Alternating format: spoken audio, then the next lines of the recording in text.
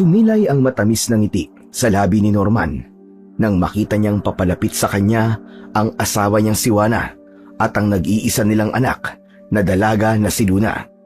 Bitbit ni Juana ang isang basket kung saan nakalagay ang kanilang pagkain para sa tanghalian. Nakaugalian na kasi nila na kahit may trabaho si Norman ay sabay-sabay pa rin silang kumakain sa tanghali. Ilang taon nang trabahador si Norman sa malawak na tubuhan ng mayaman na si Melchor. Si Melchor ang pinakamayaman sa Santa Barbara at hindi lang ang tubuhan ang pagmamay-ari nito. Meron pa itong malalawak na lupain sa iba't ibang lugar. Huminto muna si Norman sa pagtatrabaho upang salubungin ang kanyang mag-ina. Kahit tagaktak ang pawis, ay hinalikan pa rin ni Norman sa labi ang kanyang asawa. Ano ba yan? Talagang sa harapan ko pa kayo nagtutukaan? Bakit naman, Luna? Hindi ka pa ba sanay sa amin ng nanay mo? Aba, dapat ay ganito rin kayo na mapapangasawa mo.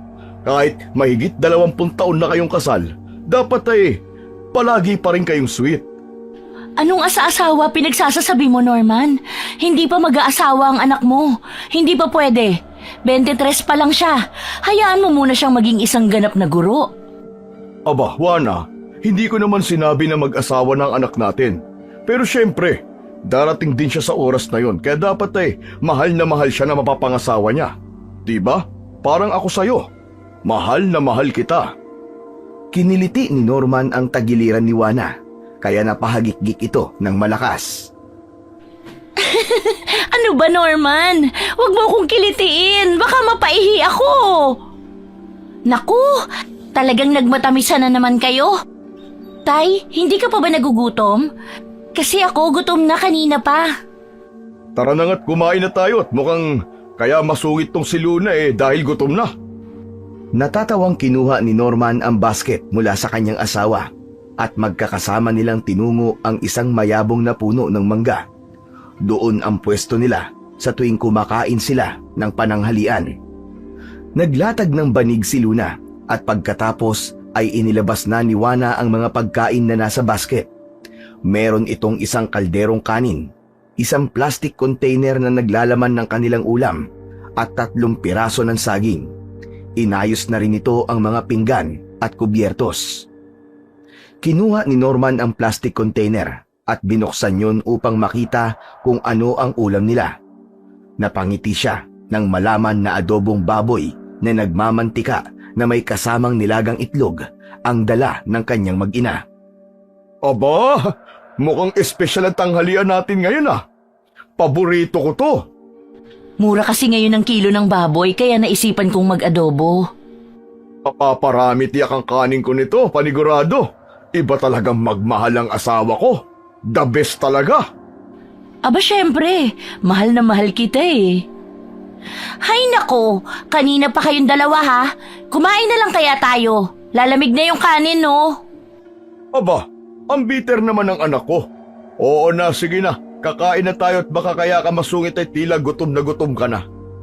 Agad na tinikman ni Norman ang adobong baboy at napangiti siya. Wow! Ang sarap talaga ng luto ng asawa ko. Panalo! Hindi ako ang nagluto niyan. Si Luna. Naglalaba kasi ako kanina kaya siya nang hinayaan ko sa kusina. Patignan mo nga naman. Sumasarap na ang luto mo, anak Pwede ka na mag-asawa. Tumigil ka nga, Norman. Kanina ka pa ha. Kapag yang si Luna biglang nag-asawa, tingnan natin kung hindi ka umiyak sa kasal niyan. Ikaw naman, nagbibiro lang ako. Ito talagang asawa ko. Sobrang seryoso palagi. Nagtawanan silang tatlo.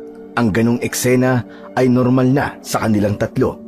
Hindi man binayayaan ng maraming anak, ay kontento na si Norman sa kanyang pamilya. Ang mag-ina niya, ang buhay niya, kaya gagawin niya ang lahat para sa dalawa. Salat man sila sa yaman, ang pagkakaroon ng buo at ligtas na pamilya ay isa ng matatawag na kayamanan para sa kanya. Habang masayang kumakain sa ilalim ng lilim ng punong mangga, narinig ni Norman ang tunog ng mga yabag ng kabayo. Napatingin silang tatlo sa pinagmumulan nun at nakita nila si Melchor na sakay ng isang itim na kabayo. Huminto yun sa tabi ni na Norman. Nagkakasayahan yata kayo dyan Ay, kayo ho pala. Magandang araw po, Sir Melchor. Kain po tayo. Gusto ko sanang sumalo sa inyo, pero kakatapos ko lang mananghalian. Napadaan lang ako para sabihin na mamaya ay meron tayong pagpupulong na gagawin pagkatapos ng oras ng trabaho nyo. Doon sa warehouse gaganapin ang pulong. Sige po, sir. Pupunta po ako sa pulong mamaya. Napatingin si Melchor kay Juana at Luna at napansin ni Norman ang bahagyang ngisi sa mukha nito. Napakaswerte mo, Norman. May maganda kang asawa at anak. Maraming salamat po, sir. Sige, hindi ko na kayo aabalahin pa. Magpatuloy na kayo sa inyong masayang tanghalian. Aalis na ako. Mag-iingat po kayo, sir. Pinanood nilang mag-anak ang paglayo ni Melchor habang sakay ito ng kabayo. Nang tingnan ni Norman si Luna, ay napansin niya ang pagsimangot nito. Luna, ba't naman ganyan ang mukha mo? Kahit yata sinong magaling na pintor hindi maipipinta yan. Tay, hindi ko talaga gusto si Sir Melchor. Ewan ko ba, pero parang nasa loob ang kulo niya. Mukha siyang may gagawing masama palagi. Naku, Luna, diyan ka nagkakamali. Aba, mabait si Sir Melchor. Madalas siyang napagkakamali na masama dahil mayaman siya at mataas ang katayuan niya sa buhay. Saka, bakit mo naman nasabi yan sa boss ko? Pambihira ka naman, bata ka, oo. Kasi po, nung minsan na naglalakad ako papunta sa simbahan, nadaanan niya ako. Pinasakay niya ako sa kotse niya.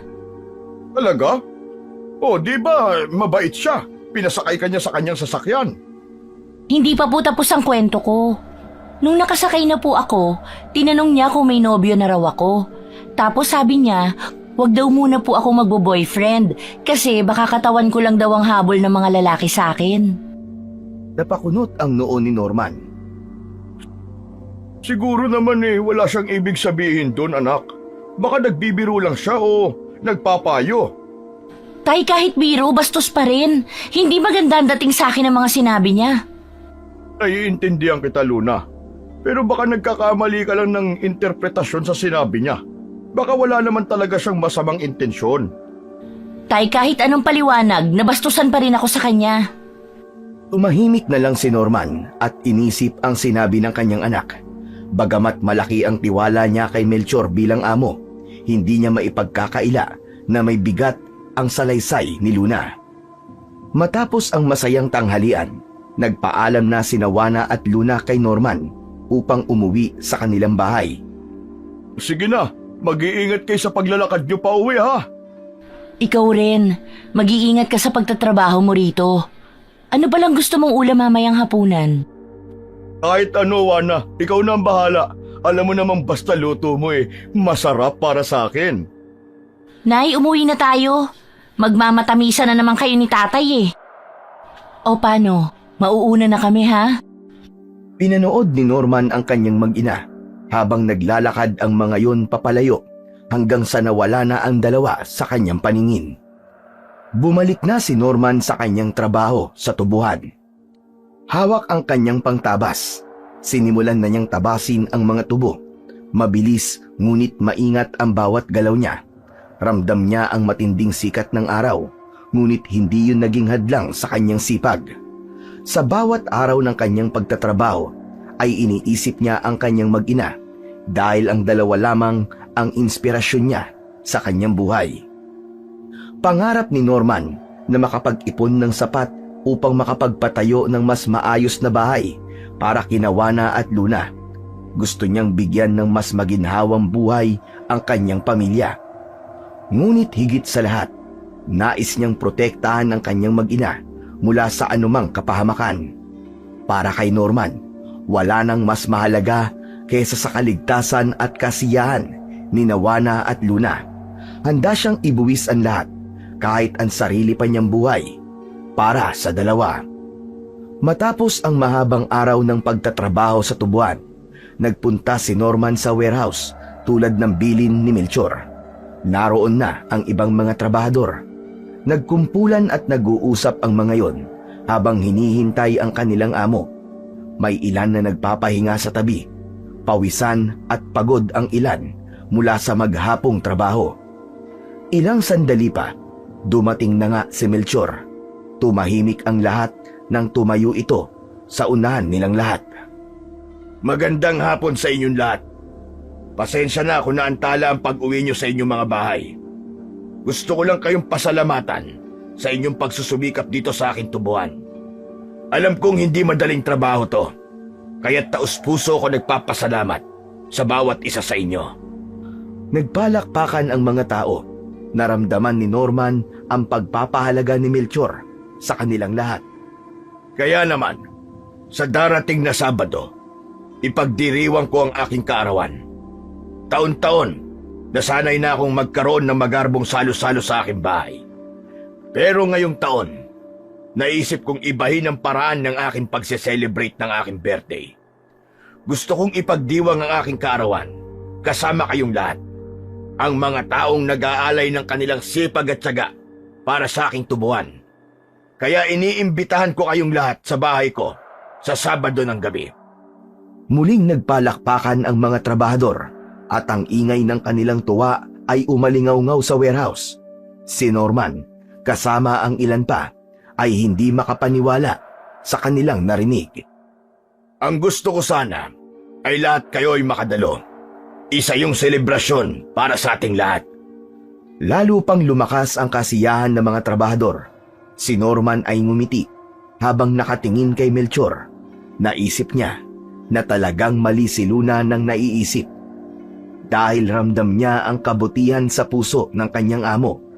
Bihira sa isang kagaya ni Melchor ang mag-celebrate ng kaarawan nito na ang magiging bisita ay ang mga trabahador nito. Napuno ng saya ang warehouse ng hapon na yon.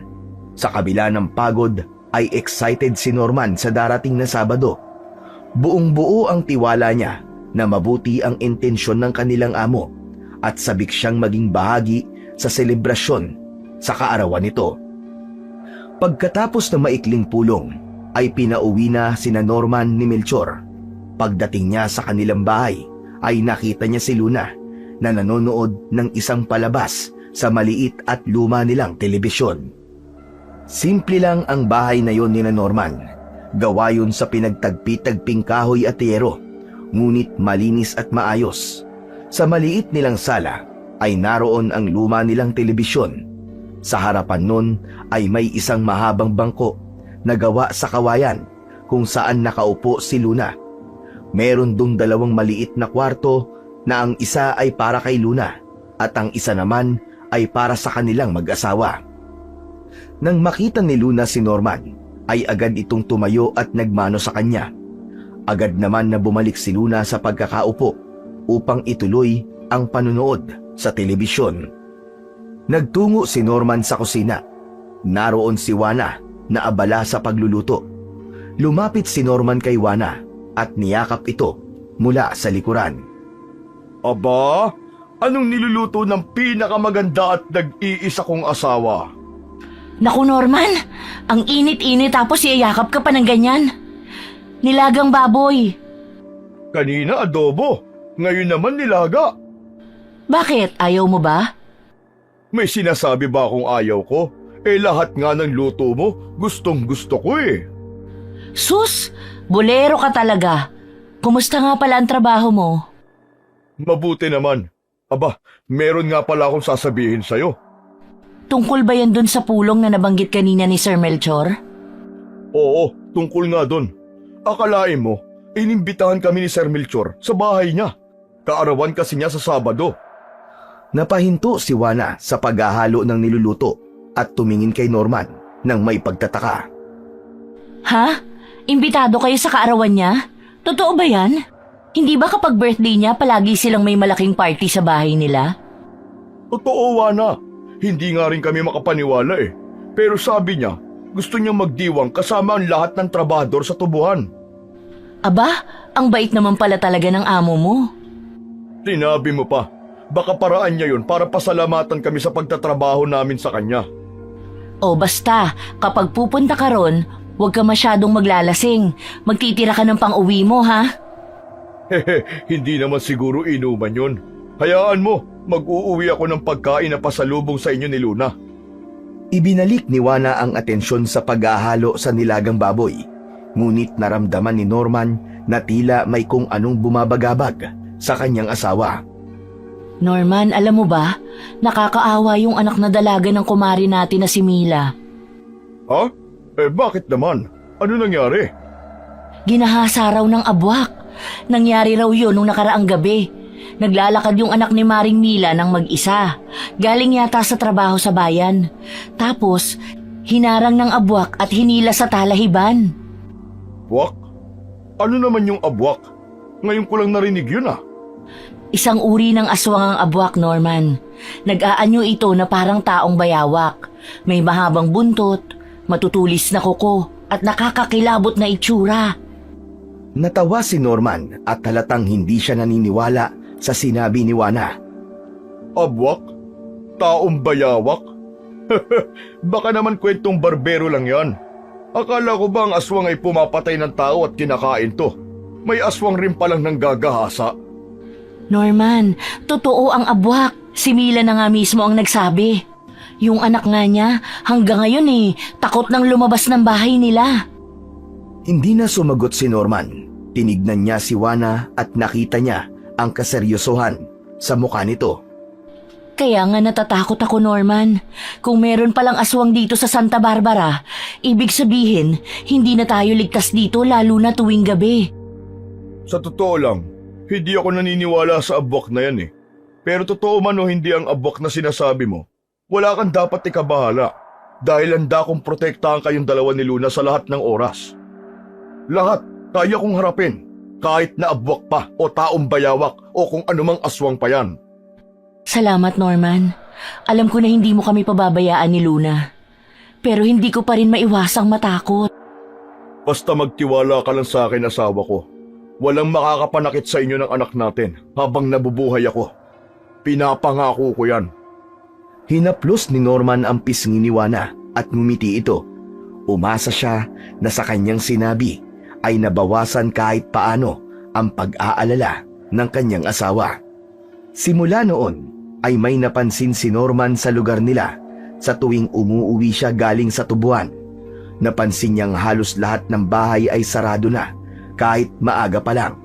Kaya hindi na siya nakatiis na itanong yun sa kanyang asawa. Juana, napansin mo rin ba? Ang aga nang nagsasara ng mga bahay dito sa atin ah. Ano bang meron? May nangyayari ba na hindi ko alam? Kasi nga, takot ang mga tao sa abwak. Natawa si Norman at naupo sa upuang kahoy malapit sa pintuan. Ewan ko. Hindi talaga ako naniniwala sa abwak-abwak na yan eh. Baka kasi tinatakot nyo lang ang mga sarili nyo sa wala. Totoo ang abwak, Tay. May mga kwento na kumakalat dito sa atin na mga babae ang karaniwang biktima ng abwak. Yung kaibigan ko, muntik na raw siyang dalhin ng abwak sa talahiban. Mabuti na lang at nakasigaw siya kaya natulungan siya ng mga tanod. At gaano ka naman kasigurado na hindi gawa-gawa ang kwentong yun, Luna? Hindi porke sinabi ng kaibigan mo ay totoo na. Pero Norman, paano kung totoo? Hindi mo ba nararamdaman ng takot ng mga tao? Mismong si Kapitan na ang nagsabi na iwasan ang paggala sa gabi. Huwag kayong maniniwala sa mga ganyang kwento. Matatakot lang kayo at malilimitahan ang mga kilos nyo dahil sa takot. Pero paano kung isang gabi bigla na lang tayong salakayin ng abwak? Luna, walang abwak na pupunta rito. At kahit totoo pa yon, sigurado ako na hindi niya kakayanin ang lakas ko. Batak kaya ako sa gawain sa tubuan. Hindi yun uubra sa mga muscle ko. Sana nga, Norman. Sana nga hindi na lang totoo na merong abwak dito sa Santa Barbara. Pero mas mabuti nang maging handa tayo. Tahimik na tumango si Norman. Ngunit sa loob-loob niya, hindi pa rin siya naniniwala na merong isang nilalang na kagaya ng isang abwak. Dumating na ang araw ng Sabado at gaya ng nakasanayan, umaga pa lang ay abala na si Norman at ang kanyang mga katrabaho sa tubuan. Ngunit bago pa man magtanghali ay dumating si Melchor, sakay ng isang kabayo.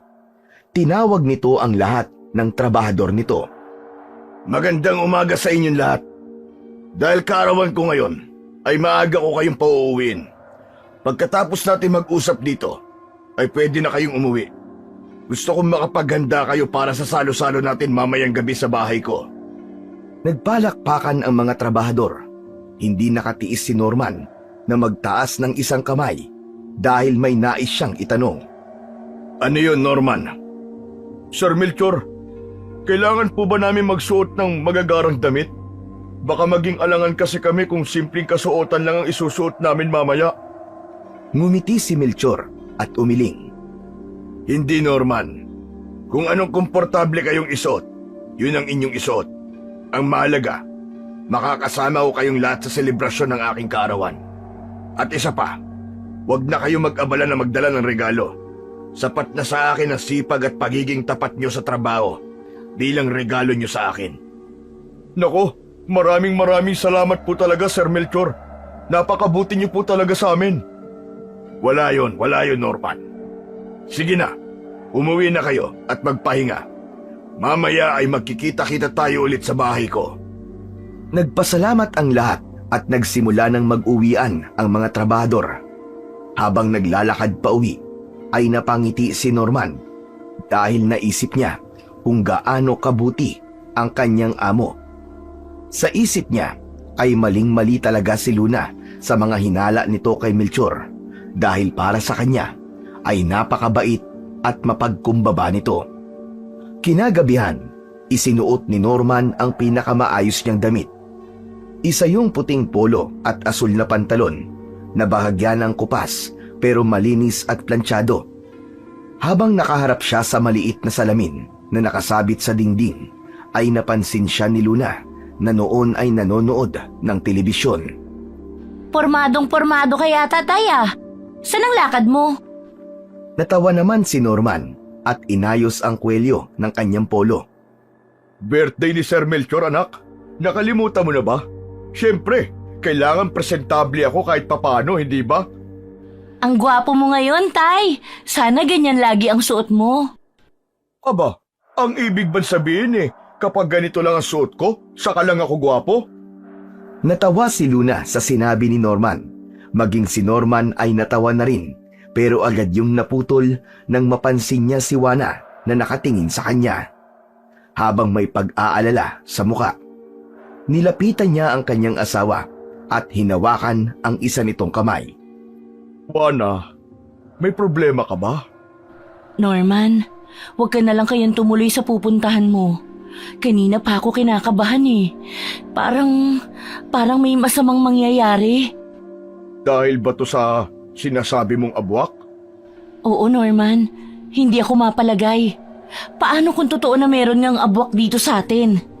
Paano kung makasalubong mo yun sa daan? O kaya, baka habang wala ka rito umatake rito ang abwak. Norman, natatakot ako. Huwag ka kasing nag-iisip ng kung ano-ano. Huwag ka mag-alala. Walang mangyayaring masama sa akin o sa inyo ni Luna. Magkandado na lang kayo ng pinto pag alis ko. Baka naman pwedeng huwag ka nang umalis. Sabihin mo na lang bukas kay Sir Melchor na hindi kita pinayagan. Sige na, Norman. Parang awa mo na. Huwag ka nang umalis. Natatakot talaga ako. Hindi pwede, Juana. Inaasahan kaming lahat ni Sir Melchor. Sandali lang naman ako ron. Magpapakita lang ako sa kanya tapos babalik na kagad ako rito. Pinilit ni Juana na pigilan pa siya, ngunit si Norman ay naging matigas sa desisyon niya na tumuloy sa bahay ni Melchor. Niyakap na lang niya ng mahigpit ang kanyang asawa at umasa siya na mawawala ang takot nito sa kanyang ginawa. Wala nang nagawa si Juana nang tuluyan ng magpaalam si Norman at lumabas ng kanilang bahay. Pagdating ni Norman sa bahay ni Melchor, ay namangha siya sa laki at ganda ng bahay nito. Ang bakuran doon ay napakalawak. Sa gitna ng bakuran ay maraming lamesa at upuan na nakapwesto sa ilalim ng malalaking tolda. Humalo sa hangin ang amoy ng masasarap na pagkain na nakahain sa isang mahabang lamesa. Naroon na ang ilang katrabaho ni Norman na abala sa pakikipag-usap sa isa't isa habang hinihintay ang pagsisimula ng kanilang salo-salo. Agad siyang naghanap ng bakanting upuan At nang may makita siya, ay agad siyang pumesto doon at umupo.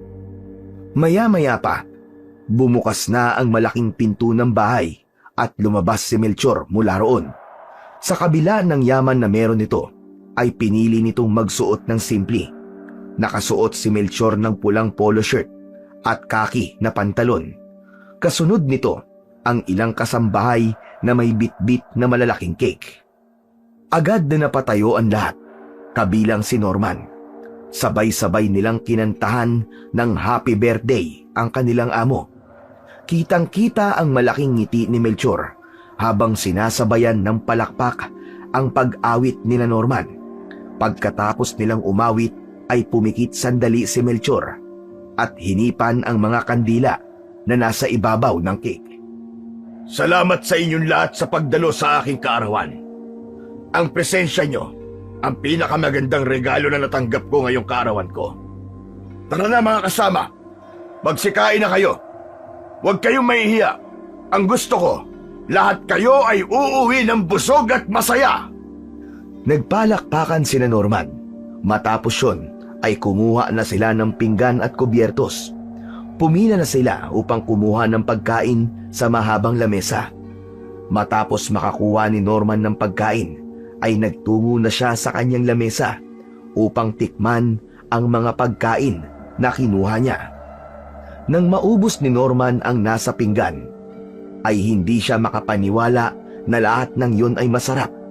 Naisip niya na kung matitikman din yun ni Nawana at Luna, ay masisiyahan din ang dalawa. Kaya maingat na inilabas ni Norman ang ilang plastic bag na nasa bulsa ng kanyang pantalon. Hinintay niyang maubos ang mga tao na nakapila sa pagkain bago siya tumayo at muling bumalik doon. Naglagay siya ng ilang piraso ng manok, inihaw na baboy at ilang kakanin sa plastic bag. Hindi rin niya kinalimutan ang isang klase ng pasta na hindi niya alam ang tawag pero ubod talaga ng sarap. Habang abala ang mga katrabaho niya sa pakikipagkwentuhan at pagkain, tahimik na nakangiti si Norman habang iniisip ang saya ng kanyang mag-ina kapag natikman ng mga yon ang pagkain na iuuwi niya sa mga ito mamaya. Habang abala si Norman sa maingat na pagsisilid ng mga pagkain sa dala niyang plastic bag, bigla niyang naramdaman ang isang presensya sa kanyang likuran. Paglingon niya ay nakita niya si Melchor na nakangiti at nakahalukip-kip ang mga braso. Nagulat naman si Norman at agad niyang itinigil ang ginagawa. Nag-init ang mukha niya sa labis na pagkapahiya. Naku, pasensya na po Sir Melchor. Gusto ko lang po sanang makatikim din ang mag-ina ko ng masasarap na pagkain na handa nyo. Lumapit si Melchor at tinapik sa balikat si Norman. Kasunod nun ay ang malaki nitong ngiti. Huwag kang mag-alala Norman. Ayos lang yan. Hindi mo kailangan humingi ng pasyensya. Linda, pakikuha nga ng mga plastic container dun sa kusina. Norman, mas maganda kung sa plastic container mo ilalagay ang mga pagkain na iuuwi mo, kina Nawana at Luna. Naku sir, wag na po. Nakakahiya naman po talaga. Okay na po rito sa plastic bag na dala ko. Hindi mo kailangan mahiya, Norman. Gusto ko rin matikman nila ang mga pagkaing handa ko ngayong gabi. Habang hinihintay nila ang pagbabalik ng kasambahay, ay ngumiti si Norman kay Melchor at binitiwan ang isang maiksing pagbati. Happy birthday po ulit, Sir Melchor. Maraming salamat, Norman. Sigurado po kung sobrang saya nyo, sir. Halos lahat po ata nasa inyo na. Mayaman kayo, maganda ang takbo ng mga negosyo nyo, at may maganda at mabait pa kayong asawa. Teka sir, nasaan po pala si Ma'am Carolina? Parang kanina ko pa po siya hindi nakikita. Sandaling natawa si Melchor, ngunit kapansin-pansin ang bahagyang pagbagsak ng mga balikat nito. As usual, wala siya rito sa mismong birthday ko. Pero tama ka, maganda nga si Carolina. At oo, mapalad akong napangasawa siya. Pero palagi naman siyang wala. Mahilig siyang magpunta sa iba't ibang bansa, kaya bihira kami magkasama. Ganun po ba, sir? Nakakainggit po pala si Ma'am Carolina. Gurado po ako, sir, na malapit na po niyang malibot ang buong mundo. Pero hindi lahat ng gusto ko ay nasa akin, Norman. Matagal na kaming kasal ni Carolina. Pero hanggang ngayon, wala pa rin kaming anak. Anong silbi ng lahat ng pinaghihirapan ko? Kung gayoy, wala namang magmamana sa mga ito. Sa kabila ng ngiti ni Melchor, ramdam ni Norman ang lungkot sa mga mata nito. Hindi niya alam kung ano ang sasabihin para maibsan ang bigat ng nararamdaman ng kanyang amo. Bago pa man siya makapagsalita, dumating na ang kasambahay, dala ang ilang plastic container. Inabot nito yon kay Melchor. Kinuha ni Melchor ang mga container mula sa kasambahay at iniabot ito kay Norman. O Norman, ayan, siguraduhin mong kukuha ka ng sapat na pagkain para kina Juana at Luna. Maswerte ka dahil may anak kang napakaganda. Maraming salamat po talaga, Sir Melchor. O sige, kumuha ka lang dyan ng iuwi mo sa iyong mag-ina at kumain ka pa. Kakausapin ko lang ang iba mong mga kasamaan. Habang papalayo si Melchor, ay hindi na iwasan ni Norman na mag-isip tungkol sa lungkot ng kanyang amo. Bagamat tila perpekto ang buhay ng kanyang amo, naisip niya na hindi pala lahat ng bagay ay kayang makamit ng yaman at tagumpay. Matapos makakain at mabusog, ay tumayo si Norman mula sa kanyang kinauupuan. Bitbit niya ang isang plastik na naglalaman ng mga plastic container na may lamang iba't ibang pagkain. Umikot ang mata niya sa paligid hanggang sa nakita niya si Melchor na nakatayo malapit sa pinto ng bahay nito. Agad na lumapit si Norman sa kanyang amo. Mawalang galang na po, Sir Melchor. Gusto ko lang po sanang magpasalamat. Salamat po sa masarap na handa. Magpapaalam na po sana ako para makauwi na. Sandali, bakit ka naman aalis kagad? Ano ka ba, Norman? Hindi pa tapos ang gabi.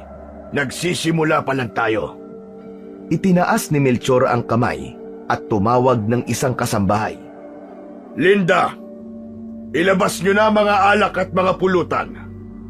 Napatingin si Norman sa paligid at nakita ang pagkasabik ng kanyang mga katrabaho nang marinig ang sinabi ni Melchor. Sige mga kasama, magpakalasing kayong lahat. Bukas wala kayong pasok sa tubuan, kaya walang uuwi na hindi lasing ngayong gabi. Napakamot sa ulo si Norman. Naku sir, pasensya na po talaga, pero kailangan ko na pong umuwi. Sina Juana at Luna lang pong naiwan sa bahay. At ang paalam ko po ay babalik din kagad ako. Ano ka ba naman, Norman? Minsan lang sa isang taon ng birthday ko. Pagbigyan mo naman ako ngayon. Kaya nga wala kayong pasok bukas, hindi ba? Para makapag-enjoy kayong lahat ngayong gabi. Napatingin si Norman sa mga katrabaho niyang masaya sa ideya ng inuman. Ayaw niyang masira ang gabi ni Melchor, lalo na't ubod ng bait nito sa kanilang lahat. Sa huli, napabuntong hininga siya at tumango. Sige po, Sir Melchor. Hindi na muna ako uuwi. Makikipag-inuman na rin po ako. Ayan! Iyan ang gusto kong marinig, Norman. Tara na, magsimula na tayo. Nagsimula ng magdatingan ang mga kasambahay na may dalang alak at iba't ibang klase ng pulutan. Ang mga katrabaho ni Norman ay naghiyawan, habang si Norman naman ay napapangiti na lang kahit ang totoo ay kinakabahan siya sa sasabihin ng kanyang asawa dahil hindi niya matutupad ang sinabi niya na uuwi siya ng maaga. Sa gitna ng masayang inuman ay tahimik lang si Norman habang hawak ang baso ng alak. Wala siyang ganang makisali sa tawanan ng kanyang mga katrabaho. Ang kanyang isip ay nakina Juana at Luna.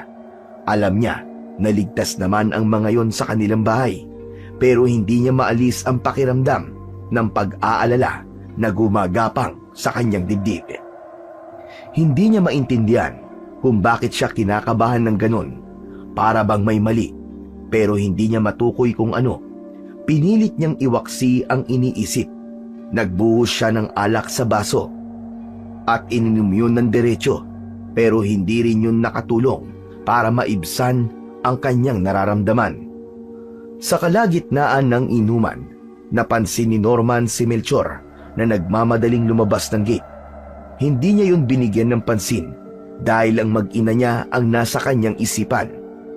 Nagpatuloy ang kanilang inuman pero si Norman ay tila wala na roon ang isip. Hindi niya na kayang baliwalain ang nararamdaman. Hindi na rin siya makapag-concentrate sa kanilang tawanan at kwentuhan. Sa huli, napagpasya niyang tumayo mula sa kanyang upuan. Tumingin siya sa paligid at nang makita niyang wala pa rin si Melchor, ay mabilis siyang nagdesisyon. Tahimik siyang lumabas ng bakuran ng malaking bahay at naglakad pa uwi sa kanilang bahay. Dala ang hindi maipaliwanag na kaba.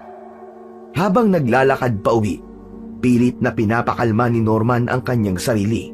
Iniisip niya ang mga ngiti sa muka ni Juana at Luna kapag nakita ng mga ito ang dala niyang mga pagkain mula sa birthday party ng amo niyang si Melchor. Pinraktis na rin niya ang sasabihin niya kay Juana sa oras na makauwi siya sa kanilang bahay. Paano ba? Ganito. Juana, pasensya ka na. Sinubukan ko naman na umuwi ng maaga pero pinigilan ako ni Sir Melchor eh. Hindi na nga ako nakatanggi. Pero may pasalubong naman ako sa inyo ni Luna. Yun, tama. Ganun ang sasabihin ko kay Juana. Sigurado na hindi na siya magagalit sa akin. Nang makarating na si Norman sa tapat ng bahay nila, ay isang kakaibang pakiramdam ang gumapang sa kanya. Bukas pa ang ilaw sa loob, ngunit napansin niyang sarado ang pinto. Pinilit niyang huwag mag-alala at inisip niya na baka naman gising pa si Juana at Luna sa oras na yon. Kahit alam niya na sa ganong oras ay tulog na ang mga ito at dapat ay patay na ang ilaw. Tahimik niyang binuksan ang pinto. Sa pagbukas niya ng pinto, biglang bumilis ang tibok ng kanyang puso. Ang sala na dating maayos ay tila dinaanan ng bagyo. Nagkalat ang mga gamit, mga unan, damit at maging ang mesa ay nakataob.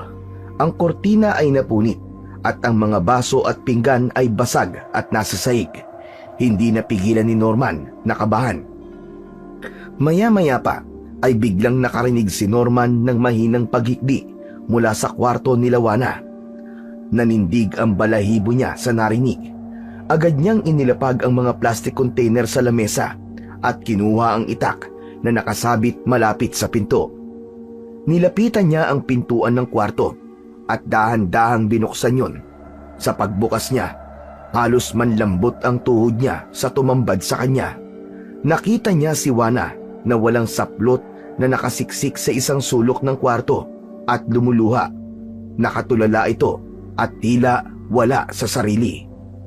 Ngunit ang isa pang gumimbal kay Norman ay ang halimaw na nasa ibabaw ni Luna at pinagsasamantalahan ang kanyang anak. Ang balat ng halimaw ay parang sa bayawak. Magaspang yun at makaliskis para yung isang taong bayawak. Walang iyakang hayop ka! Lubayan mo ang anak ko! Humakbang siya palapit. Galit na itinaas niya ang itak. Mabilis siyang sumugod upang tagain ang halimaw, ngunit mas mabilis itong nakaiwas. Hinampas si Norman ng malaki at mahabang buntot ng nilalang. Halos lumipad siya sa lakas ng pagkakahampas sa kanya at tumama ang likod niya sa dingding.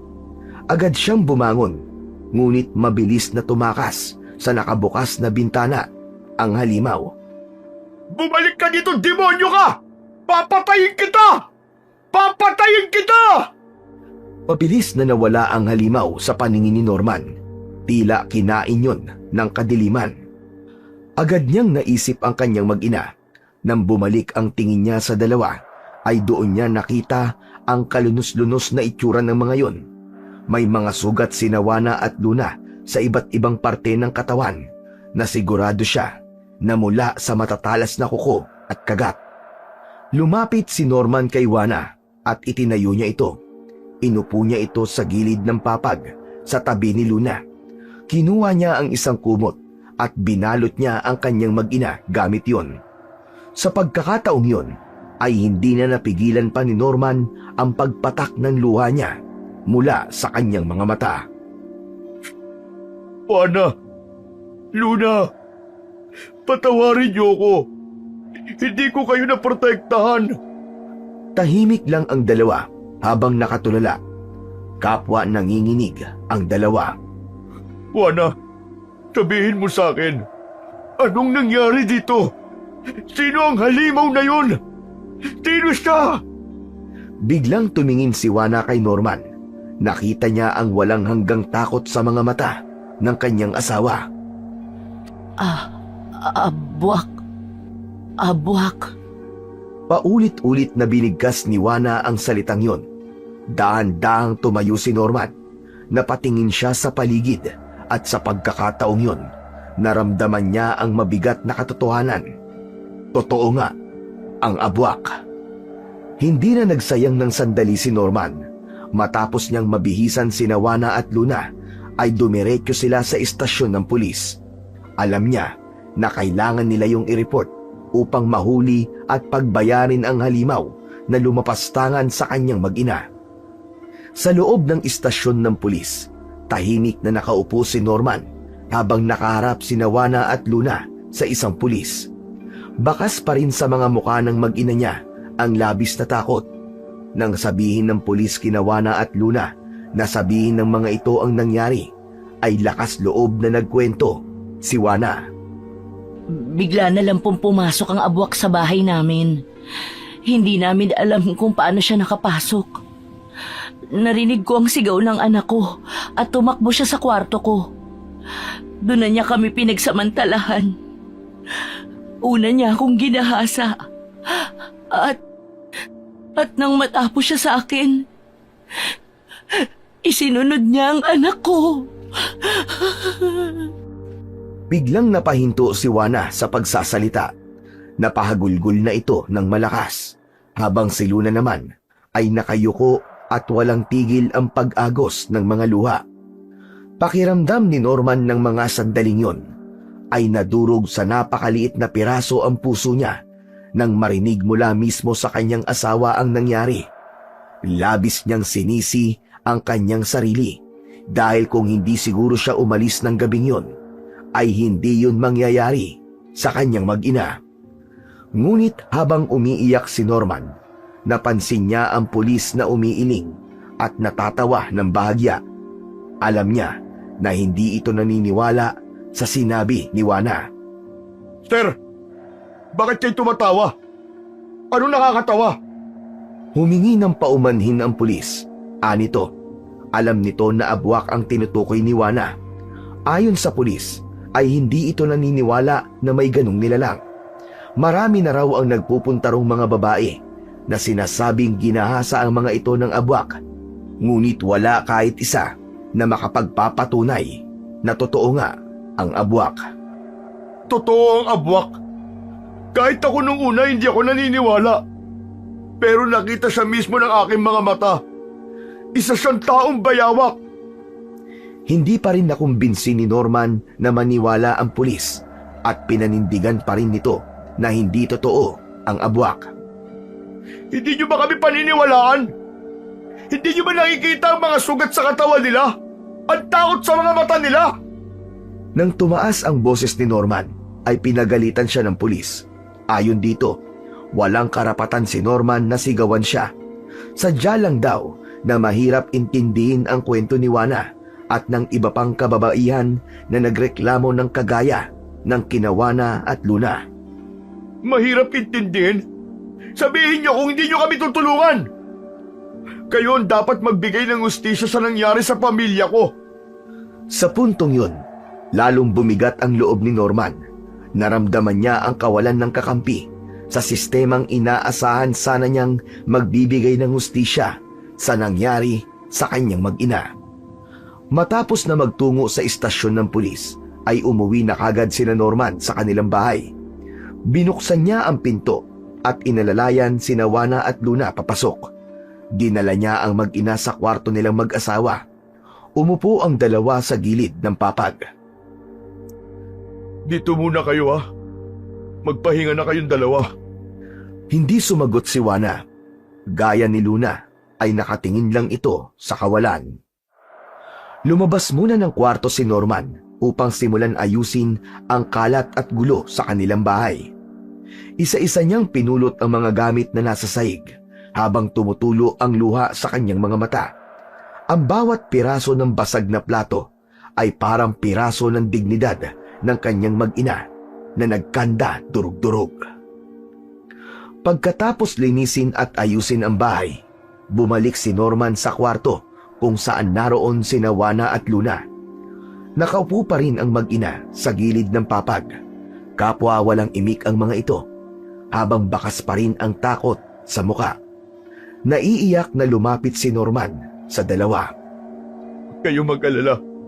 Hindi ako titigil hanggang sa maparusahan ang abwak na yon. Punyeta! Walang kwenta ang mga pulis dito! Walang kwenta? Alam mo kung sino ang totoong walang kwenta? Ikaw, Norman. Juana, bakit mo naman sinasabi yan? Bakit? Dahil kung meron mang walang kwenta, ikaw yun. Nasaan na ang pangako mo? Sabi mo po, protektahan mo kami. Nasaan ka nung kailangan ka namin? Kahit hindi na lang sana ako, Norman. Kahit ang anak na lang sana natin ang prinotektahan mo. Hindi ko alam na mangyayari yon. Akala ko iligtas kayo dito. Kung hindi ka umalis, Norman, hindi mangyayari to. Hindi sana kami nababoy ng demonyong abwak na yon. Napayuko si Norman dahil dama niya ang bigat ng mga salita ni Juana. Patawarin niyo ako. Hindi ko to ginusto. Sa tingin mo ba may halaga pa ang paghingi mo ng tawad? Norman, wala nang magagawa ang paghingi mo ng tawad. Hindi na niyan mababago ang nangyari sa amin ng anak ko. Ana, alam ko. Pero gagawin ko ang lahat para mabigyan ng hustisya ang nangyari sa inyo. Pagbabayarin ko ang abwak na yon. Ano pa ang magagawa ng hustisya? Takot na takot kami ni Luna. Pakiramdam ko, ang dumi-dumi na namin. Sisiguraduhin ko sa'yo na magbabayad ang abwak na yon, Juana. Magbabayad siya ng malaki. Tumigil ka na, Norman. Ikaw ang may kasalanan ng lahat ng to.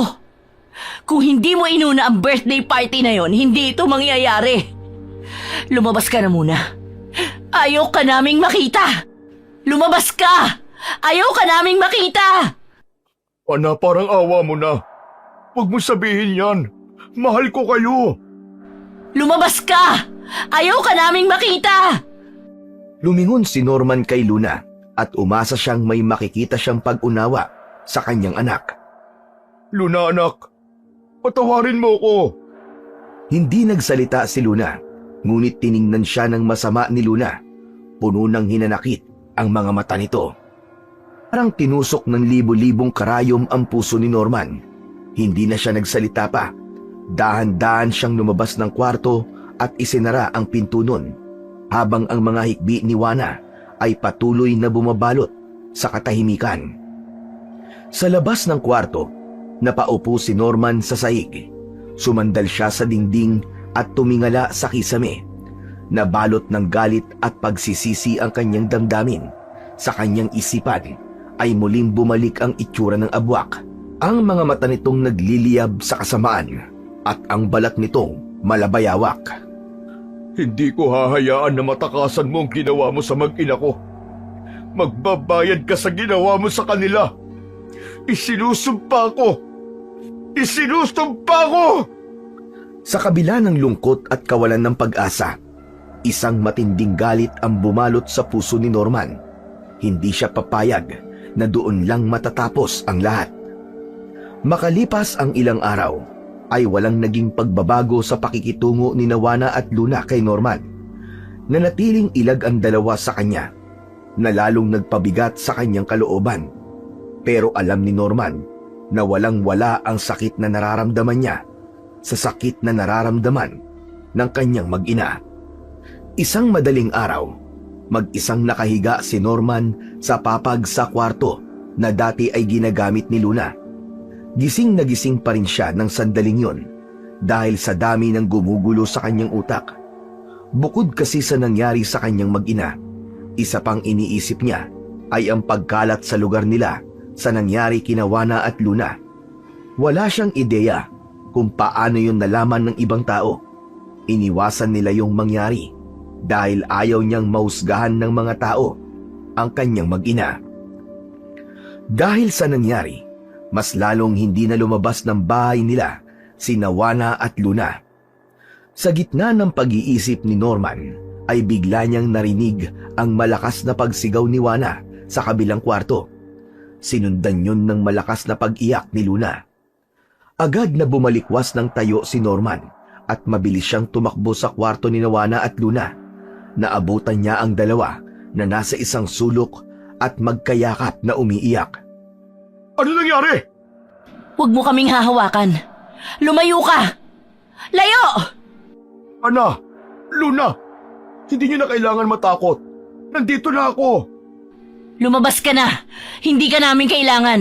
Wala kang kwenta! Ana, gusto ko lang kayong tulungan. Lumabas ka! Kung hindi dahil sa'yo, hindi ito mangyayari sa amin ng anak ko! Tatay, bakit mo kami pinabayaan ni Nanay? Bakit hinayaan mong mangyari sa amin yun? Anak, hindi ko ginusto ang lahat. Lumabas ka na, Norman. Ako na ang nakikiusap sa'yo. Hindi ka pa namin kayang makita. Walang nagawa si Norman kundi ang yumuko. Ang bawat salita ng kanyang mag-ina ay parang malaking patalim na bumabaon sa kanyang puso. Hindi na nagsalita pa si Norman. Naglakad siya palabas ng silid na yon at marahan niyang isinarado ang pinto. Ngunit dinig pa rin niya ang paghagulgol ng dalawa mula sa loob ng kwarto. Alam ni Norman na hindi matutumbasan ng anumang paliwanag o pangako ang sakit na dinaranas ng kanyang mag-ina. Sa bawat pagsigaw ng mga ito tuwing gabi, kapag nagigising sa isang masamang panaginip, ay mas lalo niyang nararamdaman ang naging pagkukulang niya bilang isang haligi ng tahanan. Napapikit si Norman at sa likod ng kanyang isip ay muling bumalik ang imahe ng abwak, ang halimaw na sumira at bumaboy sa dignidad ng kanyang mag-ina. Nangako siya sa kanyang sarili na hindi siya papayag na hindi magbabayad ang abwak sa kalapastangan ng ginawa nito. Isinumpa niya na sa sandaling makaharap niya ang abwak ay ipaparamdam niya rito ng mas higit pa ang sakit na ibinigay nito kina Juana at Luna. Malaki ang naging pagbabago sa buhay ni Norman simula nang mangyari yon sa kanyang pamilya. Pakiramdam niya, lahat ng tao ay pinag-uusapan sila, ngunit hindi lang niya yon binibigyan ng pansin. Hinayaan na lang niyang isipin ng mga tao ang gustong isipin ng mga yon. Kung dati, tuwing tanghalian ay nagpupunta sina Juana at Luna sa tubuan para makasalo si Norman sa pagkain, ay hindi na yon nangyayari pa. Si Norman na ang umuuwi sa bahay nila tuwing tanghalian para makasama sa pagkain ang kanyang mag-ina, pero patuloy pa rin ang dalawa sa malamig na pakikitungo sa kanya. Nais magiganti ni Norman pero hindi niya alam kung paano at saan. Lalo na't wala siyang alam sa pakikipaglaban sa mga aswang na kagaya ng isang abwak. Ngunit walang kaalam-alam sina Norman na meron pang ilalala ang lahat ng pangyayari. Isang umaga, habang nag-aalmusal, ay biglang tumayo si Juana at tumakbo patungo sa lababo. Doon ay sumuka ito. May pag-aalalang lumapit si Norman sa kanyang asawa. Pakiusap, Norman. Huwag mo kong lalapitan. Pero mukhang masama ang pakiramdam mo, mahal eh. May nakain ka ba na kung ano? Napansin ni Norman ang biglaang pananahimik ni Juana. Nanlaki ang mga mata nito. Nagtaka siya nang biglang tumulo ang mga luha ni Juana. Mahal ko, may problema ba? Magsalita ka naman. Halos 3 buwan na akong hindi dinadatnan. Hindi kaya buntis ako at ang abwak na yon ang ama ng dinadala ko. Pakiramdam ni Norman ay binalot siya ng yelo sa sinabi ni Juana. Hindi siya nakapagsalita at kinilabutan siya ng gusto nang maisip na baka nagbunga nga ang pangahalay ng abwak sa kanyang asawa. Upang makasiguro, sinamahan ni Norman si Juana na magpa-check up sa health center sa kanilang lugar. Doon nila nalaman na 3 buwan na ngang buntis si Juana. Halos gumuho naman ang kanilang mundo sa kanilang nalaman. Bagsak ang mga balikat na umuwi sina Norman at Juana sa kanilang bahay. Agad silang sinalubong ni Luna na may pag-aalala sa muka. Kumusta po ang lakad niyo, Nay? Ano pong sabi sa health center? Hindi sumagot si Juana. Bagkus ay umupo lang ito sa mahabang bangko at tumitig sa kawalan. 3 buwan ng buntis ang nanay mo, Luna. Ano? Kung ganon, nabuntis ng abwak si nanay? Hindi pa naman tayo sigurado sa bagay na yan, anak. Malay mo, ako pa rin ang tatay ng batang nasa sinapupunan ng nanay mo. Ano bang kalokohan ang sinasabi mo, Norman? 3 buwan na ang nakalipas simula nang halayin kami ng abwak na yun. Pwede bang tumigil ka sa ilusyon mo na ikaw ang ama ng demonyong bata na nasa tiyan ko?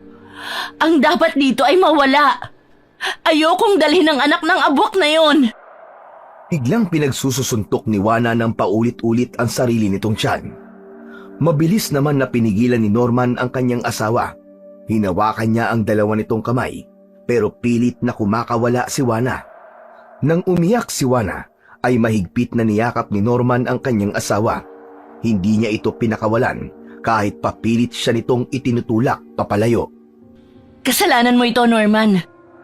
Kasalanan mo ang lahat! Alam ko, Juana. Alam ko. Pero pakiusap, huwag mong sasaktan ang inosenteng bata na dinadala mo. Hindi pa tayo sigurado kung sa abwak nga yan. Nangangako ako, Juana. Pagbabayarin ko ang abwak na yon. Papatayin ko siya. Papatayin ko siya. Didikdikin ko siya ng pinong-pino. Sa sobrang galit ni Norman, ay hindi niya na napigilan ang mapaluwa. Awang-awa na siya sa kanyang mag-ina. Ngunit hanggang sa sandaling yun, ay hindi pa rin niya alam kung paano mabibigyan ng hustisya ang sinapit na mga ito sa kamay ng abwak. Hindi lang ang relasyon ni Norman sa kanyang mag-ina ang labis na naapektuhan sa lahat ng nangyari sa nakalipas na buwan. Maging ang pagtatrabaho niya sa tubuhan ay apektado na rin. Kung noon ay araw-araw siyang pumapasok, may mga pagkakataon na mas pinipili ni Norman na wag na munang magtrabaho para mabantayan sina Juana at Luna.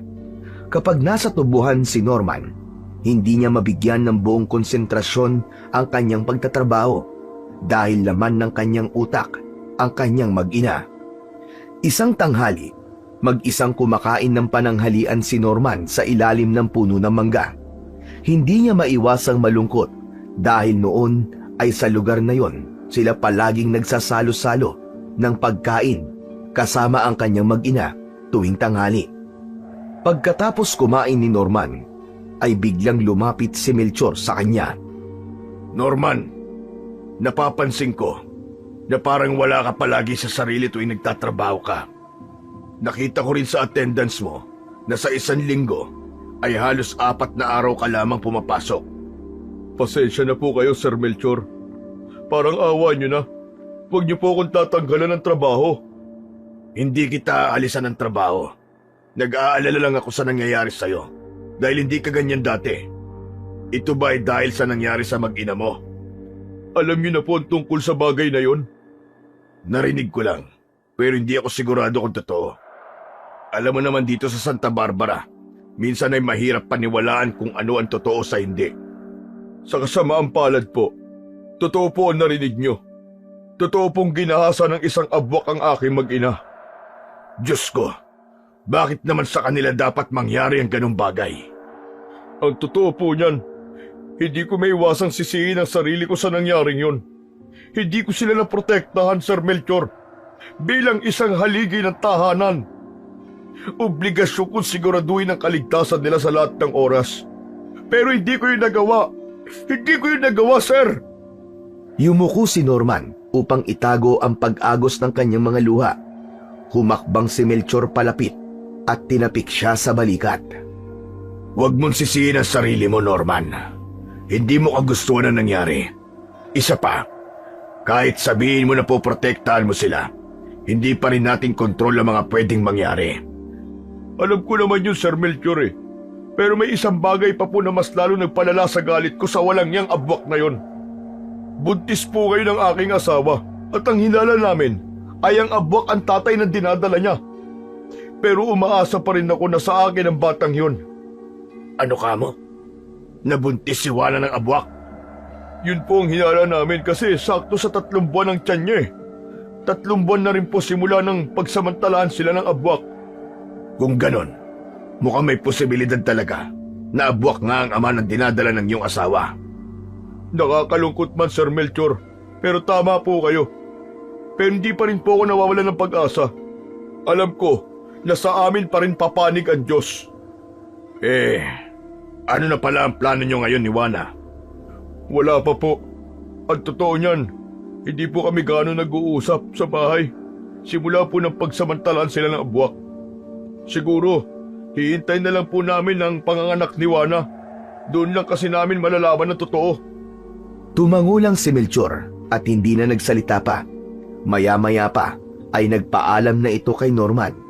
Nang wala na si Melchor, ay sakalang ipinagpatuloy ni Norman ang pagtapos sa pagkain niya. Ngunit halos wala siyang gana dahil laman pa rin ng isipan niya ang kanyang asawa't anak. Kinagabihan, napabalikwas si Norman mula sa kanyang mahimbing na pagkakatulog nang marinig ang mga mahihinang kaluskos mula sa labas ng bahay. Hindi niya alam kung bakit bigla siyang kinabahan. Nagdalawang isip man ay bumangon siya at maingat na lumapit sa bintana. Sumilip siya sa siwang ng bintana at natigilan siya nang makita niya ang abwak. Nakasilip yun sa maliit na butas sa bintana ng kwarto kung saan natutulog ang kanyang mag-ina. Hayop ka! Talagang bumalik ka pa! Humanda ka sa akin ngayong demonyo ka! Lumabas ng silid na yon si Norman at tahimik na kinuha ang itak mula sa kanilang kusina. Walang ingay siyang lumabas ng bahay at marahan niyang nilapitan ng abwak na nakasilip pa rin sa bintana. Tumayo si Norman sa likod ng abwak at hinigpitan niya ang pagkakahawak sa itak. Tatagain na sana niya sa likod ng abwak, ngunit tila naramdaman siya nito kaya mabilis itong lumingon at nagawa nitong maiwasan ang pag-atake ni Norman. Hindi naman sumuko si Norman. Sunod-sunod na pagtaga ang ginawa niya na sinabayan niya ng malalakas na pagsigaw. Ngunit mabilis ang galaw ng abwak, kaya kahit anong pag-atake ni Norman ay naiiwasan lamang nito. Biglang tumalon ang abwak papunta kay Norman. Iniwasan ni Norman ang abwak, ngunit hindi siya nagtagumpay na hindi tamaan ng paghampas ng buntot nito. Sumadsad sa lupa si Norman. Nakaramdam siya ng labis na panghihina at tila hindi na niya kinayang makatayo. Papatayin kita! Pinaboy mo mag-ina ko! May dahilan kung bakit ko yung ginawa. At masaya ko na nagbunga nangyari sa amin ng iyong asawa. Ano? Paano mo nalaman? Huwag ka nang magtaka. Lahat ay nakakarating sa akin. Alam kong buntis ang asawa mo. At sigurado ko, ako ang ama ng batang dinadala niya. Hindi totoo yan! Ako ang ama ng dinadala ng asawa ko at hindi ikaw! Muling umatake si Norman. Paulit-ulit niyang sinubukang tagain at sugatan ng abwak. Ngunit tila nilalaro lamang siya nito habang umiilag ito at tumatawa ng nakakaloko. Tumalon ang abwak at napunta yon sa ibabaw ng bubong ng kanilang bahay. Bumaba ka dyan! Harapin mo ako! Kung ako sa'yo, magbantay ka sa panganganak ni Juana. Sa oras na lumabas ang bata, kukunin ko siya. Akin ang batang yon at wala kang magagawa para pigilan ako sa gusto kong mangyari. Biglang tumalon ang abwak pababa sa bubong at mabilis yun tumakbo papalayo. Hindi na sinubukan pang habulin ni Norman ang abwak dahil alam niya na kahit anong bilis niya ay hindi niya yon maaabutan. Habol pa rin ni Norman ang kanyang hininga habang nakatingin sa direksyong tinakbuhan ng abwak. Paglingon niya sa kanilang bahay ay nakita niya sina Juana at Luna na nakadungaw sa bintana ng kwarto. Ang mukha ni Juana ay walang ekspresyon, ngunit ang mga mata nito'y tila puno ng takot. Si Luna naman ay mahigpit na nakakapit sa ina habang nakasilip mula sa likuran nito. Juana! Luna! Nakita ko ang abwak. Sinubukan kong patayin, pero nakatakas siya eh. Hindi sumagot ang mag-ina. Tahimik lang na nakatitig ang dalawa kay Norman at hindi man lang niya naramdaman na nag-alala ang mga yon para sa kanya. Ginawa ko lahat, pero masyado siyang mabilis eh. Huwag kayong mag-alala. Sa susunod na bumalik siya dito, sisiguraduhin ko na mapapatay ko na siya. Hindi pa rin nagsalita si Juana at Luna. Sa halip, marahan itong isinarado ang bintana. Naiwan naman si Norman sa dilim habang hawak pa rin ang kanyang itak. Ang malamig na gabi ay biglang naging mas malamig pa dahil sa kawalan ng malasakit ng kanyang mag-ina sa kanya, kahit halos ibuwis na niya ang kanyang sariling buhay sa pakikipaglaban sa abwak. Kinabukasan, tila wala sa kanyang sarili si Norman ng hapon na yon habang naglalakad siya pauwi mula sa tubuan. Hanggang sa sandaling yun ay nag-iisip pa rin siya ng paraan kung paano niya masisiguro na mapapatay niya ang abwak kapag nagkaroon ulit ng pagkakataon na makaharap niya ito. Maya-maya pa, isang kotse ang bumusina at huminto sa tabi ni Norman. Nang bumaba ang bintana, ay nakita niya ang kanyang among si Melchor na nagmamaneho ng kotse. Norman, halika na. Sumakay ka na rito. Madaraanan ko rin naman ang bahay niyo. Naku sir, wag na po, nakakaya naman. Amoy pawis po ko sir eh. Baka bumaho lang po ang kotse niyo. Wag ka nang tumanggi, halika na. Para mas mabilis kang makauwi sa inyo. Nag-alangan si Norman, ngunit nang bumaba si Melchor at ito na mismo ang nagbukas ng pinto para sa kanya, ay wala na siyang nagawa kundi ang sumakay sa kotse nito. Umupo siya sa unahan sa tabi ni Melchor. Hindi nagtagal ay pinaandar na nito ang sasakyan. Kumusta na nga pala si Juana at Luna? Ganun pa rin po sila sir. Wala pa rin pong pagbabago. Takot na takot pa rin po sila. Halos hindi na nga po sila lumalabas ng bahay eh. Hindi ko lubos maisip kung gaano kahirap ang pinagdadaanan nyo, Norman. Kung meron lang sana akong maitutulong. Sir, maraming salamat po sa malasakit nyo. Malaking tulong na po kahit paano ay nakakausap ko kayo tungkol sa nangyayari sa pamilya ko. Kagabi nga po, sir. Bumalik po ang abwak sa bahay namin. Hindi ko alam kung paano pero alam niya po na buntis si Juana. Ang sabi pa ho niya, kukunin niya ang batang iluluwal ng asawa ko kasi siya ang ama nun. Pero kung sa tingin niya ipapayag ako na magtagumpay siya, abay nagkakamali siya. Hindi ko po ibibigay sa kanya ang bata. Pero Norman, hindi ba't hindi pa kayo sigurado kung anak mo nga ang tinadala ni Juana? Eh sir, bigla po nag-iba ang pakiramdam ko simula nung nakita ko ulit ang abwak eh. At sabihin niya na kukunin niya ang anak namin ni Juana. Sir, lumakas po ang pakiramdam ko na akin ang ipinagbubuntis ngayon ng aking asawa. Pero paano naman Norman? Kung tama ang abwak, paano kung siya nga ang nakabuntis sa iyong asawa? Kahit siya ang ama sir, hindi pa rin ako papayag na kunin niya ang anak ni Juana. Dahil ang katulad niyang abwak ay walang karapatan na maging isang ama. Nagulat si Norman nang walang babala na nagpreno si Melchor. Kung hindi siya nakasuot ng seatbelt, malamang ay napasubsob na siya sa unahan. Bakit sir? May problema po ba? Wala naman. Naalala ko lang na meron pala kaming lakad ng aking asawa. Pasensya na kung hindi na kita maihahatid hanggang sa bahay niyo. Ay, ganun po ba? Wala pong problema sir. Bababa na lang po ko rito. Maraming salamat po. Mag-iingat po kayo. Umango lamang si Melchor bilang tugon na parabang bigla na lang itong nawalan ng ganang makipag-usap. Bumaba na si Norman ng sasakyan at agad na pinaandar yun ni Melchor, palayo, na parabang nagmamadali ito ng gusto. Mula roon ay nagsimula na ulit si Norman na maglakad, pauwi sa kanilang bahay. Habang naglalakad si Norman ay hindi niya inasahan na makakasalubong niya ang isang matandang lalaki na kilala sa kanilang lugar.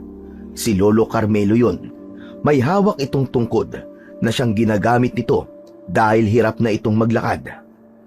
Ang matanda ay kilala sa kanilang lugar dahil nung malakas pa ito ay isa itong mahusay na antingero at manunugis ng mga aswang. Aba, Lolo Carmelo, saan po ang punta nyo? Yan lang sa tindahan. Bibili ng bigas. Norman, ikaw pala yan. kamusta na kayo? Ayos lang naman po, Lolo Carmelo. Pero si Nawana at si Luna, halos hindi pa rin po nakakalabas ng bahay dahil po sa takot at kahihiyan. Narinig ko nga nangyari sa mag-ina mo. Nalulungkot ako para sa inyo. Gusto ko na pong bumalik sa normal ang pamilya ko, Lolo Carmelo. Pero sa tingin ko, mangyayari lang yon kapag napatay ko na ang abwak na bumaboy sa aking mag-ina. Sandali po, Lolo. Hindi ba't dati kayo nakikipaglaban sa mga aswang? Baka naman kaya niyo pa rin tugisin at patayin yung abwak na yon.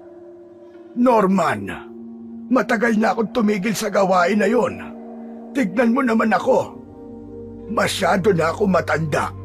Ang mga kamay kong ito, nangihina na. Hindi ko na kaya ang dati kong ginagawa. Nakita mo na ngang nakatungkod na ako at halos hindi na ako makalakad ng maayos. Natahimik si Norman habang bakas ang pagkadismaya sa kanyang muka. Pasensya na po kayo, Lolo. Kayo lang po kasi ang naisip ko na pwedeng lumaban sa abwak eh. Hindi ko naisip na matanda na nga pala kayo. Sandali po, may naisip ako. Kung hindi niyo na po kaya makipaglaban, turuan niyo na lang po kaya ako. Ako po makikipaglaban sa abwak. Norman, masyadong delikado makipaglaban sa aswang. Lalo na sa kagaya mo na walang karanasan. Kahit ang pagtuturo ay hindi ko na kaya. Wala ka nang mapapala sa akin. Hindi basta-basta ang mga aswang. Lalo na kung abwak ang makakalaban mo. Alam ko ho yun, Lolo Carmelo. Pero hindi ko na kaya makita ang mag-ina ko na natatakot araw-araw. Gusto ko mapatay ang abwak. Hindi lang para ipaghiganti ang ginawa niya kina Juana at Luna. Kung hindi para wala na rin siyang ibang mabiktima pa. Tahimik na tumitig si Lolo Carmelo kay Norman. Tila binasa nito sa kanyang muka kung seryoso ba siya sa kanyang mga sinabi. Sa huli, napabuntong hininga ang matandang lalaki at tumango ng marahan. Kung ganon, sumama ka sa akin sa bahay ko. Kung ano ang kaya kong itulong ay ibibigay ko sa iyo. Pero tandaan mo, kung ano man ang mangyari sa iyo, wala na akong pananagutan doon. Opo, Lolo. Maraming salamat po. Tinapik ni Lolo Carmelo ang balikat ni Norman bago ito naglakad patungo sa bahay nito. Agad namang sumunod si Norman sa matandang lalaki at umasa siya na malaki ang maitutulong ni Lolo Carmelo sa kanya upang mapatay niya ang abwak. Pagdating ni Norman sa bahay ni Lolo Carmelo ay kinuha ng matanda ang isang kahon mula sa isang lumang aparador. Binuksan nito yon at inilabas ang isang anting-anting na gawa sa ginto't pilak. Meron doong nakaukit na mga sinaunang simbolo. Ito ang anting-anting na magpapalakas ng pakiramdam mo sa presensya ng aswang. Palalakasin din at pabibilisin ka nito, kaya't mabisa itong panlaban sa mga aswang na kagaya ng abwak. Ikinulong ni Lolo Carmelo ang anting-anting sa mga palad nito at tahimik nito yung dinasalan. Hinipan nito ang anting-anting at pagkatapos ay inabot nito yon kay Norman. Ikwintas mo ito sa leeg mo, Norman.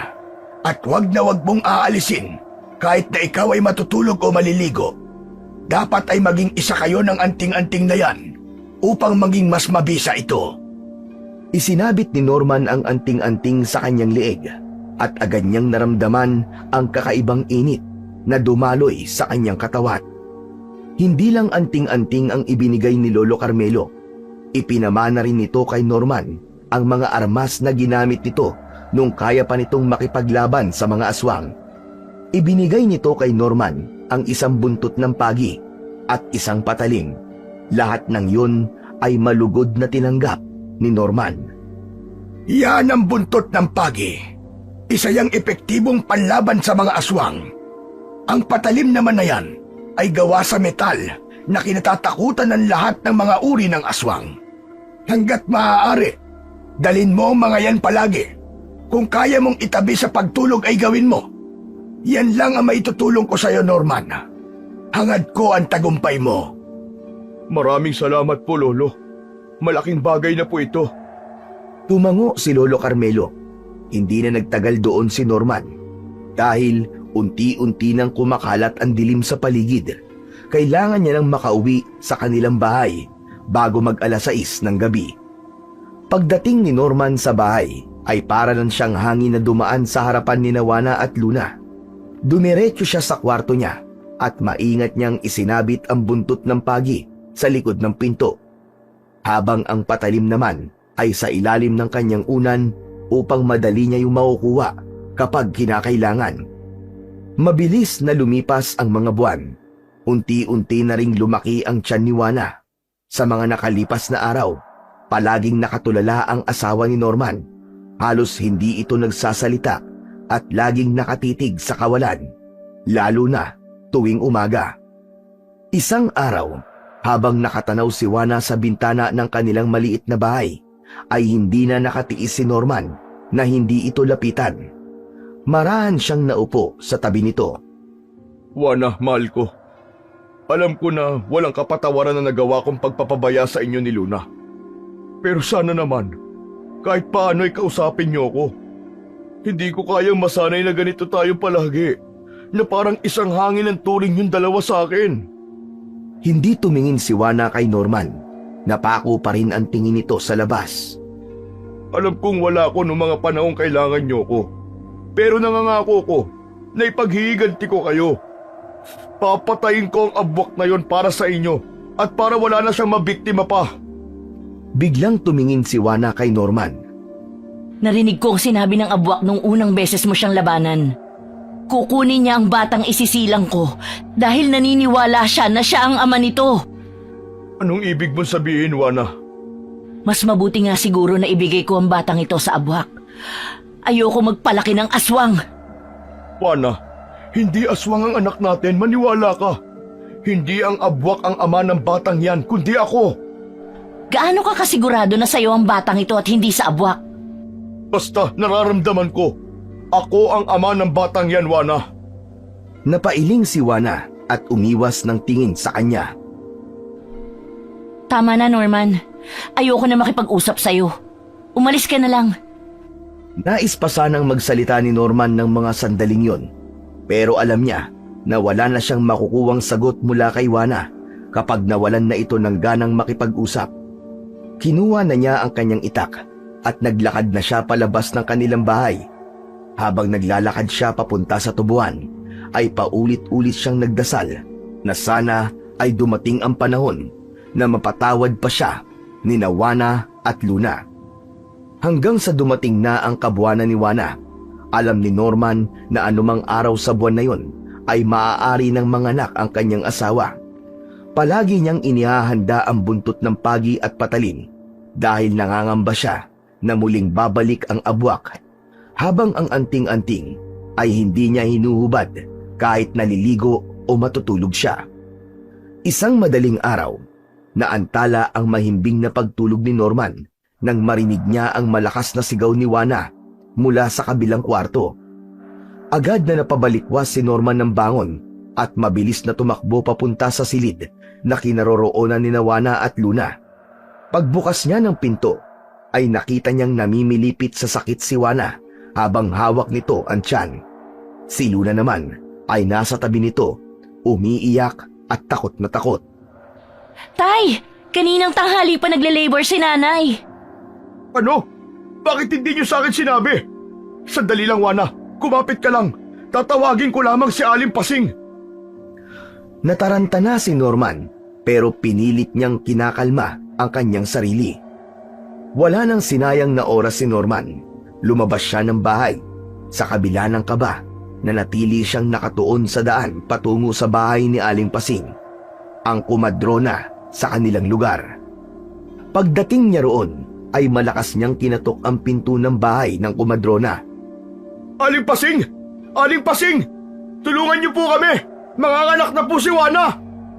Bumukas ang pinto at lumabas si Aling Pasing.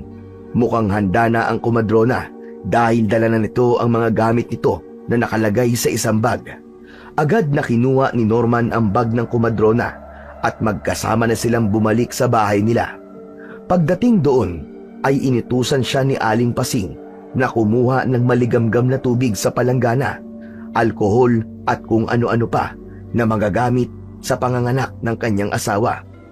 Mabilis naman na inihanda ni Norman at dinala sa kwarto kung saan manganganak ang kanyang asawa. Lumabas muna ng kwartong yun si Norman at nakiramdam siya sa paligid. Nagkaroon siya ng kutob na darating ang abwak dahil nagbanta ito na kukunin nito ang sanggol na ipapanganak ni Juana. Nang marinig ni Norman ang malakas na pag-ire ni Juana, ay nagdesisyon siyang kunin na ang buntot ng pagi at patalim. Lumabas siya ng bahay upang magbantay sa panganib na maaaring dumating. Maya-maya lang ay nakarinig siya ng yabag na papalapit. Agad siyang pumihit paharap sa unahan ng kanilang bahay at doon ay nakita niya si Lolo Carmelo na naglalakad papunta sa kanya. Lumapit ang matandang lalaki at doon niya napansin ang itak na nakasuksok sa gilid ng bewang nito. Lolo Carmelo, ikaw lang po pala. Akala ko kung sino na. Kalma ka lang, Norman. Ako lang ito. Ano po bang ginagawa niyo rito? Alam kong nanganganak na si Juana. Kalapit lang ng bahay ko ang bahay ni Pasing. Narinig ko ang pagtawag mo kanina. Hindi ko magawang pabayaan ka na lang. Kahit mahina na ako, ay pipilitin ko pa rin lumaban. Tutulungan kita, Norman. Nako, maraming salamat po talaga, Lolo Carmelo. Malaking bagay po para sa akin na nandito kayo ngayon at kasama ko. Pero sigurado ka bang darating ang abwak ngayon? Sigurado po ako, Lolo. Hindi niya palalampasin ang pagkakataong to. Sa bibig na mismo ng abwak nang galing na sa oras na mga anak si Juana ay kukunin niya ang bata. Tumango si Lolo Carmelo at sinabi nito na kailangan nilang maging mahigpit sa pagbabantay. Nilakasan ni Norman ang kanyang pakiramdam at tinalasan niya ang kanyang mga mata. Makalipas lamang ang ilang minuto, mula sa loob ng bahay ay narinig nila ang malakas na iyak ng isang sanggol. Napatingin si Norman kay Lolo Carmelo habang ang kanyang muka ay biglang nagliwanag. Lolo Carmelo, nilabas na ni Juana ang anak namin. Pumunta ka na sa loob at tignan mo na ang anak mo. Ako nang bahala rito sa labas. Sige na, bilisan mo. Mabilis na tumakbo si Norman papunta sa pinto ng bahay upang tingnan ang kanyang asawa't anak. Ngunit bago pa man siya makapasok, biglang sumulpot mula sa kadiliman ang abwak. Humarang yun sa daan papasok ni Norman sa loob ng bahay. Nagulat siya at nanlaki ng husto ang kanyang mga mata. Bago pa man makapaghanda si Norman, ay mabilis na siyang inatake ng abwak. Ang matatalas na kuko ng abwak ay bumaon sa dibdib ni Norman at nag-iwan yon ng malalalim na sugat. Kasunod nun ay hinampas siya ng buntot nito na nagpatilapon sa kanya sa lupa. Mabilis naman na tumayo si Norman kahit masakit ang kanyang katawan. Matalim ang mga mata na tinignan niya ang abwak na may nakakalokong ngisi na para bang inaasar siya. Sinabi ko naman sa'yo, Norman. Babalik ako at kukunin ko ang aking anak. Anak ko! At hindi mo yun anak! Tigilan mo na ang ilusyon mo! Ikaw ang nag-iilusyon, Norman. Papatayin mo na kita para hindi na ako mahirapang kunin ang aking anak. Sa kabila ng sugat ay matapang na hinarap ni Norman ang abwak na naglalaway at nagngangalit ang matutulis na mga ngipin. Hawak ni Norman ang buntot ng pagi sa isang kamay at ang patalim sa kabila. Taimtim siyang nagdasal sa suot niyang anting-anting na bigyan siya nito ng lakas upang talunin ang abwak. Mabilis na sumugod ang abwak. Iniwasan ni Norman ang muling hampas ng buntot nito, ngunit ang hindi niya naiwasan ay ang matatalim nitong kuko na tumama sa kanyang balikat. Napasigaw si Norman sa labis na sakit, ngunit hindi siya pinanghinaan ng loob. Si Norman naman ang umatake. Hinampas niya ng buntot ng pagi ang abwak at tinamaan niya ito sa braso. Lumatay ang buntot ng pagi doon at nag-iwan ng malalim na sugat. Nagpatuloy ang laban ni Norman sa abwak. Ang totoo, hindi sigurado si Norman sa ginawa niyang mga pag-atake, pero hindi siya nagpatinag. Muling tumama ang buntot ng pagi sa katawan ng abwak, ngunit sa isang mabilis na galaw ng abwak ay muli nitong nahampas ng buntot si Norman. Nagpagulong-gulong siya sa lupa hanggang sa tumama siya sa isang malaking bato na nasa gilid ng kanilang bahay. Habang nakahandusay sa lupa si Norman, ay naglakad ang abwak papalapit sa kanya. Huminto ito sa harapan ni Norman. Ano, Norman? Suko ka na ba? Kung magmamakaawa ka ngayon, ay baka buhayin pa kita. Kailanman ay hindi ako magmamakaawa sa kagaya mong demonyo. Kung ganon, magdasal ka na dahil papatayin na kita. Sa sandaling yon, biglang lumusob si Lolo Carmelo mula sa likod ng abwak. Ubod lakas nitong itinarak ang itak nito sa likod ng abwak. Tumagos sa dibdib ng abwak ang dulo ng itak. Norman, tapusin mo na! Sinamantala ni Norman ang pagkakataon na yon. Ang kanyang itak ay kumislap sa liwanag ng buwan. Isang mabilis na hampas ang tumagos sa hita ng abwak, dahilan upang ito ay mapasigaw sa sakit at umatras. Inipon ni Norman ang lahat ng natitira niyang lakas, saka siya tumayo. Malakas siyang sumigaw at saka paulit-ulit niyang sinaksak sa dibdib ang abwak gamit ang kanyang patalim. Sa huli ay ginilitan niya ang leeg nito na siyang naging dahilan ng kamatayan nito. Bumagsak ang abwak sa lupa, habang si Norman naman ay halos maligo na sa dugo ng abwak na tumalsik sa kanya habang sinasaksak niya ito kanina. Tila nabunutan ng tinik sa dibdib si Norman matapos nilang mapatay ang abwak. Lumapit siya kay Lolo Carmelo. Maraming salamat po, Lolo Carmelo. Kung wala kayo, hindi ko alam kung ano mangyayari sa amin. Huwag kang magpasalamat ng gusto, Norman. Ikaw pa rin ang tumapos sa halimaw. Pero kahit matanda na pala ako, ay kayang-kaya ko pa rin makipaglaban. Nakita mo naman siguro yon. Kaya nga po napahanga niyo po talaga ako. Tara na po sa loob. Kailangan ko na makita ang mag-iina ko. Tumango si Lolo Carmelo, ngunit bago sila makapasok, biglang huminto ang matanda. Bakit, Lolo? May problema po ba? Norman, sa pagkakaalala ko, palaging may kasama ang isang lalaking abwak. Madalas mag-asawa sila. Ang kasama nito ay isang babae na may kakayahan na mag-anyong uwak. Nagkatinginan sina Norman at Lolo Carmelo. Bago pa makapagsalita si Norman, isang malakas na tunog ng pagaspas ng pakpak ang narinig nila. Napatingin sila Norman at isang malaking uwak ang sumugod kay Norman mula sa itaas. Bago siya makaiwas, ay naramdaman na niya ang matutulis nitong kuko na humiwa sa kanyang muka. Napasigaw si Norman dahil sa hapdi ng sugat na ibinigay ng uwak sa kanya. Napaatras si Norman habang hawak ang sugat sa pisngi. Dumapo ang uwak sa tabi ng bangkay ng abwak. Sa harap nila, unti-unting nagbago ang anyo ng uwak hanggang sa tumambad sa kanila ang isang babae. Walang iba kundi si Carolina, ang asawa ni Melchor. Galit na lumuluha si Carolina habang matiim na nakatingin kay Norman.